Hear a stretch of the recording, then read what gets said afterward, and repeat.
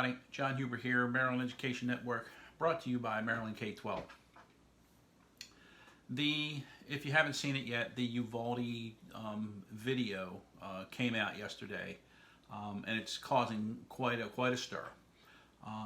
There are two really big controversial things about it, and then a third one which is the one that I see as well, which is probably more of my area of expertise. But the first one, the first big controversy out of this is whether or not the video should have been released in the first place. I really don't have any expertise in that area or not. I have an opinion like everybody else does. I can see both sides. Some people think it needs to be released right away, or maybe not right away, but it should be released, because if it's not being released, then you tend to think that it gives the impression that you're hiding something. The people who say it should not be released are the ones who are concerned about just the emotional impact of the families and whatnot. But apparently it was released without even letting the families know, or they didn't let them see it first or something. So that whole part of it is a big mess. Again, I don't have any particular expertise in that area. I have an opinion, like I said, and generally I tend to fall on the side of I think it needs to come out. As horrible as it is, at least it confirms everyone's suspicion of what actually happened there, and you can see for yourself.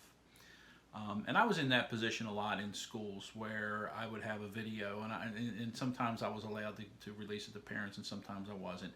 And in every case when I wasn't, the parents would just accuse me of, you're trying to hide something, knowing that there was a video available and you didn't pass it out. So I generally, or you didn't show it to them. I generally fall on the side of, yeah, we should probably have released it. But again, it's just my opinion. The second one, which is the big one, is the police response, or in particular their lack of response. The video clearly shows armed in combat gear, whatever you call it. I'm not a law enforcement professional, but they came in that door within 3 minutes with what appeared to me to be equipment ready to do battle, and they chose not to do battle. Why? I don't know. I was there, but I have to tell you, I mentioned something yesterday in a little post I did. I said it's either gross negligence or cowardice. I'm not sure which one's worse. To me, it just plain and simply looks like cowardice. And it's, don't get me wrong, this is not like when they first came out, they wanted to try and convince you that, well, there was a shooting and then everything went quiet for an hour and they thought they were in this hostage negotiation situation. That is not what happened. There was shooting, there were shots fired on a few occasions within that hour that they were sitting out there waiting.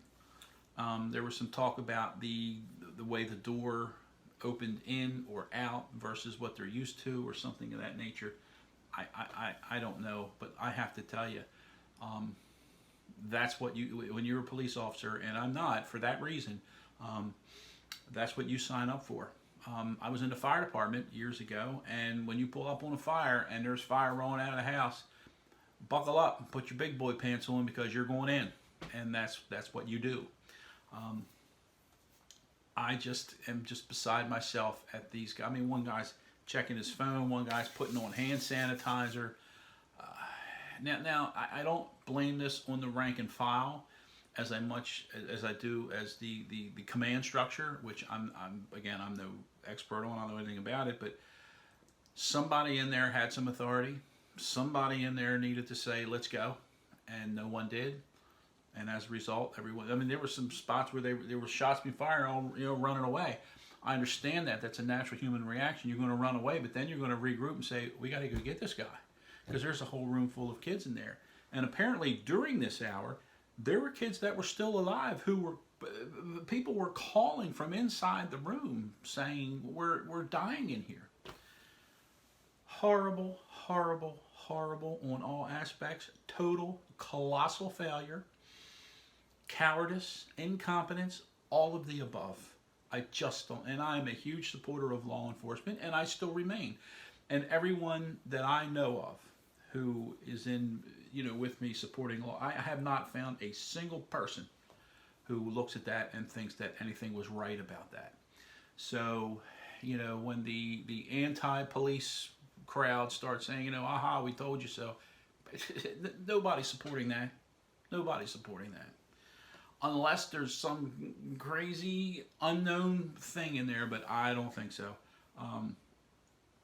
These guys did a horrible job. It was cowardice, in my opinion, and somebody needs to be held accountable for that, because that is when Columbine first happened back in the 90s. For those of you who remember Columbine, what happened was the police got there and they did something similar. They surrounded from the out, but that was the training at the time. They surrounded from the outside. They waited for SWATs and tactical people, whatnot. But the training has since evolved into the fact this, and I can tell you this, I've been to a lot of these school shooting seminars and whatnot. The statistics show that in just about every case, the shooter, the second he is confronted with law enforcement, it ends. Either he kills himself, the cops kill him, whatever. And that is exactly what happened in Uvalde. It just took an hour to unfold. They got a real problem on their hands.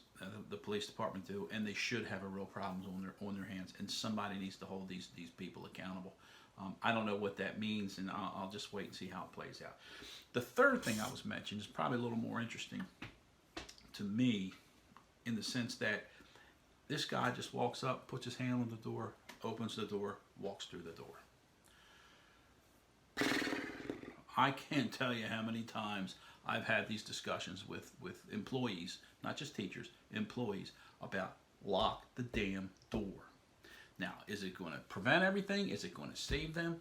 Maybe that guy goes up and pulls on this door and it's locked and he doesn't go in, and then he walks down to the next door and maybe the next door is locked, and then he goes down looking for another school or another shopping center or another, movie theater or parking lot or, whatever. But the door was just unlocked. Why was that door unlocked? I bet I know. It was probably locked due to complacency. They didn't think much of it. It just is unlocked. Maybe there's a parking lot right there.